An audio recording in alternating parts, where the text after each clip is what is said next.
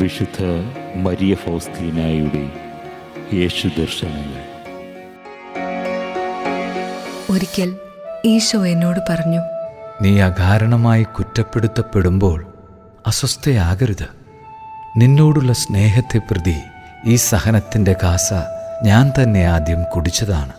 ഒരിക്കൽ നിത്യതയെപ്പറ്റിയും അതിൻ്റെ രഹസ്യങ്ങളെപ്പറ്റിയും ആഴമായി ധ്യാനിച്ചപ്പോൾ എൻ്റെ ആത്മാവ് ഭയപ്പെട്ടുപോയി. വീണ്ടും അതേപ്പറ്റി അല്പം കൂടി ആഴമായി ചിന്തിച്ചപ്പോൾ പല സംശയങ്ങളും മനസ്സിൽ പൊന്തി വന്നു. അപ്പോൾ ഈശോ എന്നോട് പറഞ്ഞു, എൻ്റെ കുഞ്ഞെ, നിന്റെ പിതാവിൻ്റെ ഭവനത്തെ നീ ഭയപ്പെടരുത്. ഈ വ്യർത്ഥമായ ചിന്തകൾ ഈ ലോകത്തിൻ്റെ വിജ്ഞാനികൾക്ക് വിട്ടുകൊടുക്കുക. നിന്നെ എപ്പോഴും ഒരു ചെറിയ കുഞ്ഞായി കാണാനാണ് ഞാൻ ഇഷ്ടപ്പെടുന്നത്. നിന്റെ കുമ്പസാരക്കാരനോട് എളിമയോടെ എല്ലാം ചോദിക്കുക. അവൻ്റെ അധരങ്ങളിലൂടെ ഞാൻ നിനക്ക് ഉത്തരം തരാം. മറ്റൊരവസരത്തിൽ ഒരാൾ മാരകമായ ഒരു പാപം ചെയ്യാൻ മുതിരുന്നതായി ഞാൻ കണ്ടു.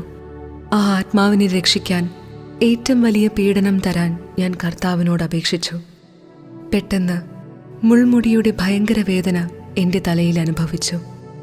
അത് കുറേ നേരത്തേക്ക് നീണ്ടുനിന്നു. ആ വ്യക്തി കർത്താവിൻ്റെ കൃപയിൽ നിന്ന് വിട്ടുപോയില്ല. ഓ എൻ്റെ ഈശോയെ, വിശുദ്ധയാകുവാൻ എത്ര എളുപ്പമാണ്!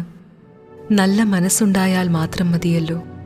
ആത്മാവിൽ നല്ല മനസ്സിൻ്റെ ഒരു കണിക കാണുമ്പോൾ തന്നെ അവിടുന്ന് ആ ആത്മാവിലേക്ക് കടന്നു വരുന്നു.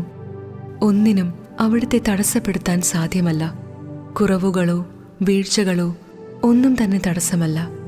ആ ആത്മാവിനെ സഹായിക്കാൻ ഈശോ അത് ആവശ്യപ്പെടുന്നു. ദൈവത്തിൽ നിന്നുള്ള ഈ കൃപയിൽ അത് വിശ്വസ്തത പുലർത്തിയാൽ ഭൂമിയിൽ ഒരു സൃഷ്ടിക്ക് പ്രാപിക്കാൻ സാധ്യമായ ഏറ്റവും വലിയ വിശുദ്ധിയിലേക്ക് വേഗമുയരാൻ അതിനു കഴിയും.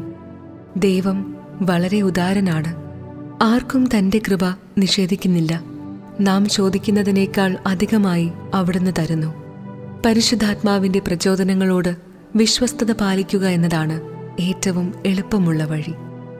ഒരാത്മാവ് ദൈവത്തെ ആത്മാർത്ഥമായി സ്നേഹിക്കുമ്പോൾ ആത്മീയ ജീവിതത്തിൽ അത് ഒന്നിനെയും ഭയപ്പെടേണ്ടതില്ല.